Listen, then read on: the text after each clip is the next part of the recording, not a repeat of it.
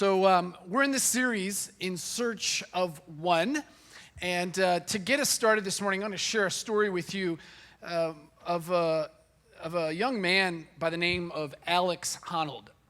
Alex, you see here some images of him. Alex is a rock climber, and he does what is called free climbing, and which simply means you climb rocks without ropes. And if you just look at that image there of him way up on that cliff, you know that what he's doing is incredibly dangerous. Right? Incredibly dangerous. Alex got to start climbing at the age of 5. At 10, the age of 10 in 1995, he started to compete. He says that as a competitor at 10 years old, just kind of learning how to climb, there were other kids who were stronger and better at it than him. However, he had a love for climbing and a commitment to get better and better at it. And so that took him into his late teens, and after graduation from high school, enrolling at the UC Berkeley, University of California, Berkeley. In 2003, he enrolled to study civil engineering, and in his first year, there were 3 significant events that happened in his life. The first one was his grandfather died. The second one was his parents divorced, and the third one was not long after the divorce of his parents, his father died. Going through those 3 traumatic life events, Alex decided to drop out of his college experience and pursuing a civil engineering degree, and instead to take his mom's minivan and to travel California, which is where he's from, and to climb. And so he would find national parks, state parks with some amazing face cliffs to climb. This is El Capitan in Yosemite National Park, and it became a goal of his to climb that face cliff. All right, now it is kind of a magnet for mountain climbing. There's a lot of people who do come and climb it utilizing ropes.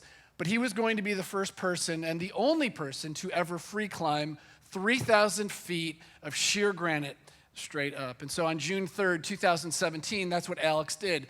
He climbed that mountain. It took him about 35 minutes to get to the top of that peak. If you're interested in knowing more about him and hearing about his story, there's a whole movie, it's a documentary that was produced about his life and in particular about this climb called Free Solo. It's a heart-pounding movie to literally watch somebody go and to do this and to hear about the whole story around it. Now, you might say to yourself, how is it that he was able to accomplish what it was that he accomplished? And the answer to that is Alex decided to devote his life to rock climbing. And this image here kind of depicts fully what it was for him to devote his life to rock climbing. You see, this is a picture of his house. It's a van, right? Alex has lived in that van for 14 years. 14 years. It's a lifestyle called dirt bagging, and he has chosen to live this way so that he can do what it is that he loves to do. So there's these 2 quotes in High Climber magazine that are pretty significant, that kind of depict and describe what Alex's motive is. He says this, he says, "I want to climb in the best places in the world. That's my focus. So I'm willing to give up. I'm willing to sacrifice having stability, having a shower, having whatever in order to climb the way I want." And then he says this. He says, "I am probably more intentional with the way that I live my life than virtually anybody. I have made clear choices about what I find value in, what risks I'm willing to take. I'm doing exactly what I love to do." And it's very easy for someone sitting at the couch at home to condemn it as a crazy and stupid thing, but I can justify all of my choices. Can you say the same about your life? What a story. a guy who's willing to risk his life to climb without ropes 3,000-foot sheer granite, straight up cliffs. Why? Because he loves it. There's something about it that he has decided to invest his whole everything in. What a story. But then what a statement, right? What a statement to say, I'm probably more intentional with the way I live my life than anybody else. Ponder that.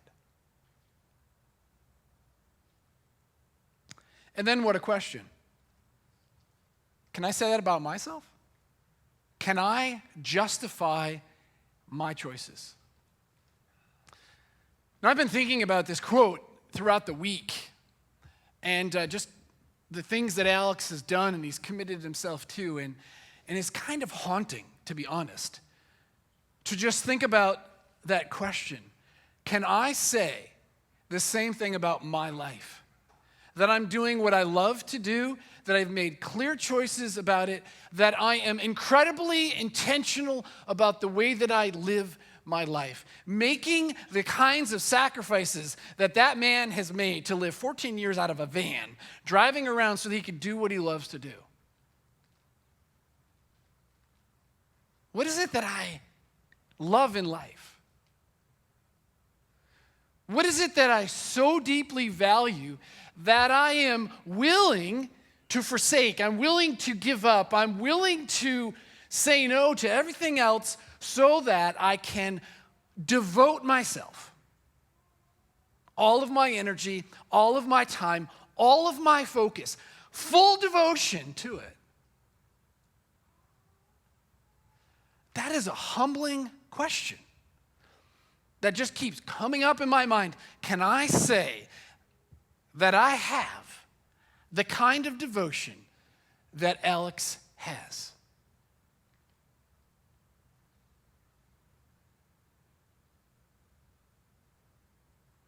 I hope that his life and his question and what we're going to read from the words of Jesus so permeates our mind and our hearts that it just keeps bothering us all week long. You see, for as amazing of a life that Alex has lived and devoted himself to, Jesus calls people to a same kind of devotion, but not to climbing rocks, but instead to knowing and following him. And so this morning, as we continue our series, In Search of One, the title of this message is In Search of the Devoted One. Jesus is in search of a devoted one.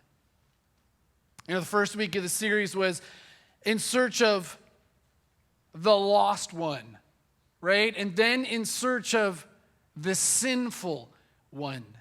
And then in search of the sick one. And then in search of, last week, the hurting one. This week in search of the devoted one. We learn from Luke in chapter 14, verse 25, that there were large crowds that were traveling with Jesus. And he turned to them and he said,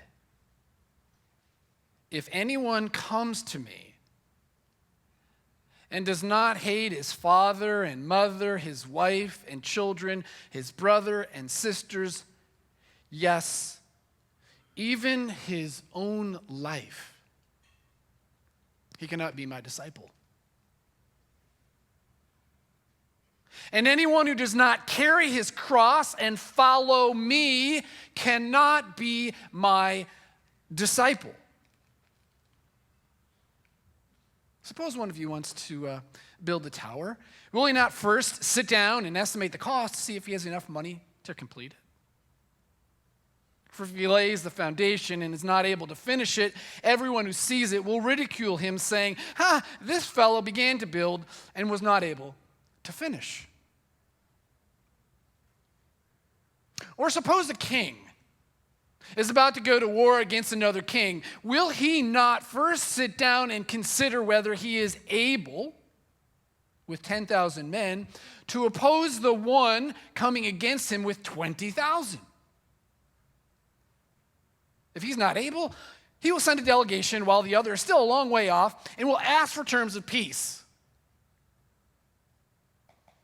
In the same way, any of you who does not give up everything he has cannot be my disciple. Salt is good, but it loses its saltiness. If it loses its saltiness, how can it be made salty again? It is fit neither for the soil nor for the manure pile. It must be thrown out. He who has ears to hear, let him hear. Well, this is an interesting story, and to begin, I think context is important, right? So Luke tells us that there are large crowds that are following Jesus. So I have to ask you, kind of go in your mind's eye, right? And think, kind of get a picture in your mind of a large crowd of people. And they're going somewhere. They're walking somewhere. Maybe you can think of images in your mind of something that you've seen on TV where there's just hundreds of thousands or tens of thousands or a couple hundred of people. There's a large crowd of people. How many, we don't know, right? Luke doesn't tell us. But it's possible that it could be as large as, say, 10 or 15,000 people, right? We know that Jesus fed the 5,000 men, and then there were women and children who were present. So we know that's at least 10, maybe 15,000 people. And that group of people were following Jesus. So this could be a crowd of 10 or 15,000 people. Imagine what that would be like. Or it could be a crowd just simply as 70 or 100 people. But think of what it's like to have a crowd of people. And Jesus is going somewhere. He's walking somewhere. They don't have cars, right? So he's walking somewhere, and this crowd of people are following him. Now, why are they following him? We don't know. Luke doesn't tell us why, but it's highly likely that they're following him because of what Jesus has given to them. Right? He's been an interesting and profound teacher, caused people to think about life. He's been somebody who has received the sinful ones. So he probably's got a group of people following him who recognize they're sinful. He has been somebody who's been with the sick ones, right? And he's healed the sick ones. And so there's probably those crowds of people that are following him. And so it's not hard to imagine this, right? People are drawn to Jesus and they're following to him. Now, as people, this is pretty natural. Large crowds show up to people who do things significant or amazing, right? So all of you Dude Perfect fans, all of you who are a little bit older and have no idea who Dude Perfect is, just stick it in a web browser. Just put in Dude Perfect. YouTube Dude Perfect. The younger crowd, they all are into Dude Perfect. But Dude Perfect is coming to Hershey. All right, and they'll go to the arena. Almost every ticket's already sold. They're coming in July. Already sold out. Hershey Arena holds about 10,000 people. Now, why are kids and young adults and their parents going to see Dude Perfect? Because Dude Perfect does what nobody else can do. They do trick shots. They do amazing things. Things that are improbable, impossible, seem like miraculous, right? And so crowds of people come because of this massive following that they've cultivated and developed over the internet, right? People will come to see a show. People will come to be around something that somehow adds some kind of value to their life. Large crowds will show up. You've got to have this in your mind as you read this text. There's this large crowd of people who are following after Jesus because Jesus is doing something for them. And then Luke tells us, it's interesting the word he uses, large crowds are traveling with Jesus. They're traveling with him. They're going from place to place. But as we continue to read in the text, we see that Jesus, and uses some similar words that sound like traveling, right? He says, if anyone would come to me. And then later he says, if anyone would follow me. Travel, coming, following, travel, coming, following. They sound like similar words, right?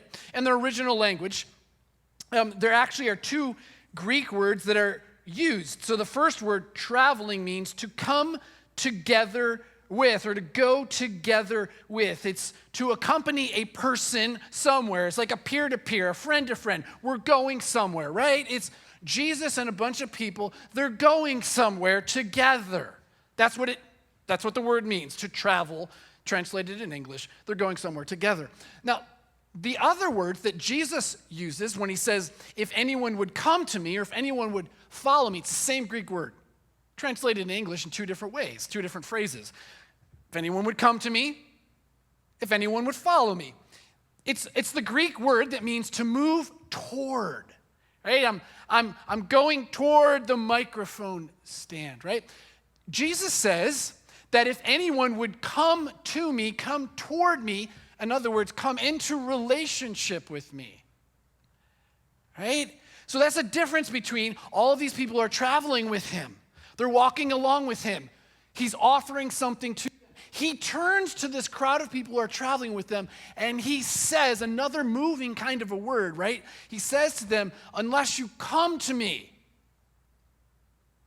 So there's a nuance here, right? I mean, all these people obviously are with him. They're walking with him. They're traveling with him. But he takes it another step and he says, unless you come to me, unless you follow me, unless you come after me, unless you walk after me, you cannot be my disciple. You cannot be my disciple. Now that's another important phrase in this verse. What exactly is a disciple? A disciple, you see, I give you the Greek word there, simply means a group. It's those who have focused their mind to something. Obviously, with that, there's a sense of intention, right? This deep commitment, this devotion to knowing something, to learning something. My mind is focused on it. And there's another nuance to it, which digs into it being personal, right? So it's a pupil or a student, somebody who is focusing their mind on a particular subject of learning or a particular teacher or teaching. Unless you are willing to, Jesus says, come to me, you cannot be a pupil, a student, a follower of me. You cannot be a disciple of me. This is exactly who Alex is, right? Alex Honnold. He is somebody who is committed his life. He has focused his life on learning all he can about how to climb those rock faces. He spent, I forget how long, the movie tells you how long it is, like maybe a month or 2 months, climbing with ropes, going through every segment, tracing out exactly where he's going to put his foot each step of the way before he did it without the ropes. He was focused and intentional on learning how to get to the top. Jesus says, if you're going to be a disciple of mine, you have to come after me. You have to follow me. You have to, with great intention, focus on me. So who's a disciple, right? What is a disciple? How do we define it? Right here, this is how we define it, right? A disciple is one who enters into relationship with a teacher.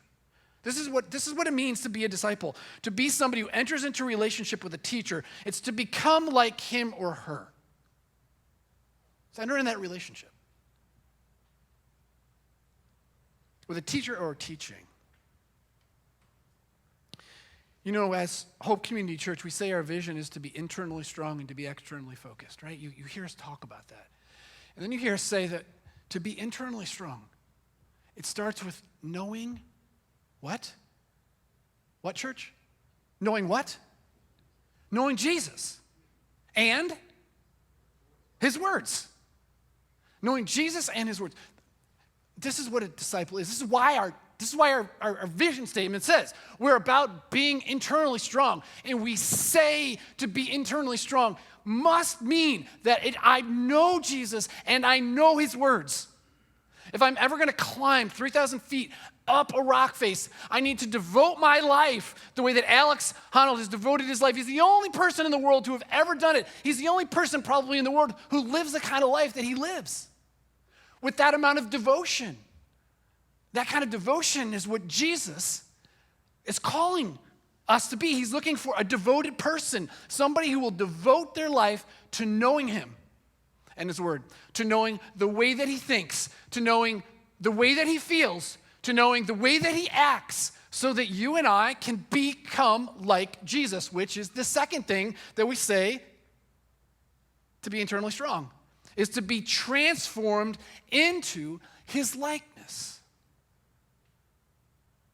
Jesus is looking for you and for me to be a disciple of him, to be a devoted one of him, with the kind of tenacity, investment, intention, and focus that's required to climb 3,000 feet up a rock lift. And you know what's cool? Is it's happening. It's happening in your lives. It's happening in us in a church. How do I know it's happening? Because I hear you. I hear you talk about it. I watch you. I see how you act, right? How many people were here running yesterday? How many people, what did we say, 70 people, 70 baked goods, 45 of you baked, 45 of you people went out, you bought the supplies, you invested your time at home in baking a meal or baking a dessert, and you willingly came, you made the sacrifice to drive here, you donated, you gave it away. Why? So that you know that it could send some kid that you will never meet, you'll never see unless you go, which you can go, by the way. You can join one of the teams if you want. You can sign up and you can go. Many of us have gone, right? But how else do I know? I know because some of you are sitting in this parenting class over here, and I've heard you talk about how being in the class is transforming the way that you parent, which is transforming the way that your kids are behaving, which is also transforming you as a parent. Yelling less, loving more, being more patient, right? As you're learning greater skills at how to be a parent. And I actually have seen you act that way. Some of these are in my group. And I watch them as parents. And the last time our group met, we talked about this. Ginger and Steve, I don't see them here. But publicly, I want to thank them for giving leadership to the parenting class.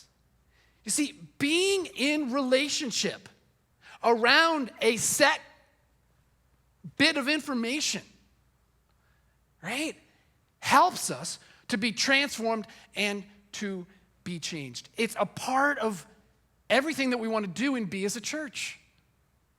It's that last phrase, too, that we talk about when being internally strong. We say to be connected in meaningful relationships and how important it is to be in relationships with each other. As the Apostle Paul says, follow me as I follow Christ. Follow me as I follow Christ. And as we are together, we're learning from each other, and we're learning as we are following Jesus, and it's changing, and it's shaping us. This is happening in our youth, and when they gather on Tuesdays. This is happening in our adults, in classes and gatherings that take place in people's homes. Even the elders, this is how we gather. We spend time together in groups talking about what's going on in our lives and where we're falling short and what we need to confess and what we need to make right. This is happening at Hope Community Church. And that's good. But it needs to keep happening. And perhaps with even more intensity. You see, Jesus, he goes on to say there's some conditions to coming after me and following me.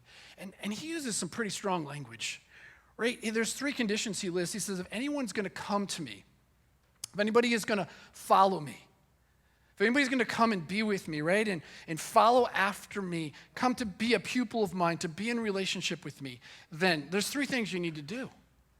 The first thing is you need to hate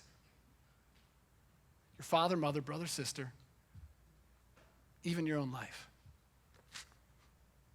That's pretty radical, isn't it?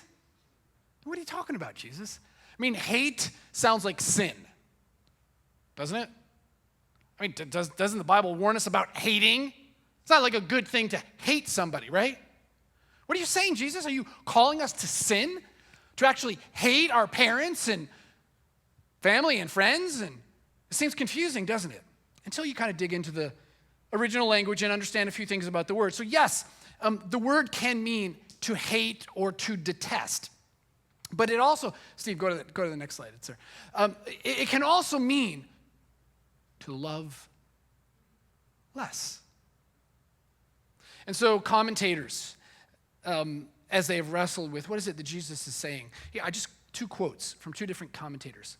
The first one, the Bible Knowledge commentator, the commentator writes, he says, literally hating one's family would have been a violation of the law. Would Jesus cause us to violate the law, right? It says, since Jesus on several occasions admonished others to fulfill the law, he must not have meant here that one should literally hate his family. Instead, the stress here is on the priority of love. It's one's loyalty to Jesus must come before his loyalty to his family or even to his own life or her own life. Indeed, those who did follow Jesus against their family's desires were probably thought of as hating their families. Another commentator says, hate could function as a hyperbolic Semitic way of saying to love less. Now, this point hardly diminishes the offensiveness of this saying in a society where honor of parents was considered virtually the highest obligation of one's family and was usually of one's greatest joy. So teachers regularly demanded great respect and affection, but in Jewish tradition, only God openly demanded such a wholesale devotion as Jesus claims here. See, this is a very strong, hyperbolic way for Jesus to say, you must love me more than everything. You must decide to sell everything, live in a van for 14 years of your life so that you can be successful at doing what nobody else ever can. This is the kind of call that Jesus invites us to. Am I living that way? Secondly, he says not only to hate, but he goes on to say, you must carry your cross. And this would be a very vivid image in the minds of the people of the day, right? Because carrying the cross is something that they would see. They would see a criminal, because this is a Roman form of execution, Roman form of dealing with criminals, right? They would see a criminal with a cross on his back going through town. So this would be a vivid image that Jesus uses. And ironically, probably not ironically, but probably intentionally, also an image that foreshadows what it is that Jesus will experience when he will carry his own cross, right? And thus calling us to that same kind of mentality. Is it a wooden cross that Jesus is inviting us to carry? No, it's not a wooden cross. It's not a literal wooden cross that Jesus is saying. But instead, what it is that Jesus is saying is we must live as what happens on the cross. People die. We must live as dead people to our sinful self. If you want to be my disciple, you must hate your family, everything. You must learn to die to yourself, and there's a whole ton of stuff that goes into what does it mean for us to die to ourselves. The last series that we did, right? Just the last series we just got out of was a series around the spiritual disciplines as a means to help us to learn to die to ourselves, right? That's why we called this series, Just Say No to Yourself. In order for us to be a true disciple, we need to learn to say no to ourselves. And then the last thing that Jesus says here, not only is it to hate and to carry his own cross, but he must give up everything. He must give up everything.